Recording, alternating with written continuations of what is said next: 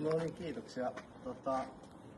Ensinnäkin voisin sanoa pari sanaa. Siis kiitokset Jukan tiimille ja Pytänä. Siis tänne on kyllä aina ihan tosi siisti tulla. Ihan mahtava kenttä, mahtavat puitteet. Jotenkin sellainen, että se vähän niin kuin inspiroi. Ainakin itsellä mennyt aika hyvin, täältä on hyvin muistoja, kun voittokin joskus täältä. Kiitokset pelikavereille. Tänään oli kyllä ihan tiukkaa vääntöä. Mikko pisti ison vaihteen päälle tuossa takaisilla. Olin vähän köysissä siellä.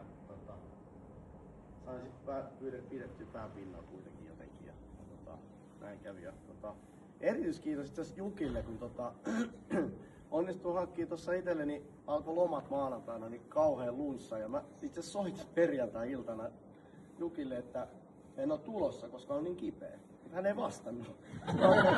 Mä ajattelin, että en mä kehtaa sitten enää lauantain ilmoittaa. Niin sitten mä vääntäännyin tänne ja tää on ihme laji taas kyllä, että suoraan sieltä pystymettästä ja meni käsittämättömän hyvin. Joo. Ja kiitoksia tuomareille ja kaikille muille toimitsijoille. Nyt kun alkaa aikaa treenailla, niin mä veikkaan, että sitten ei peli enää kuulekaan.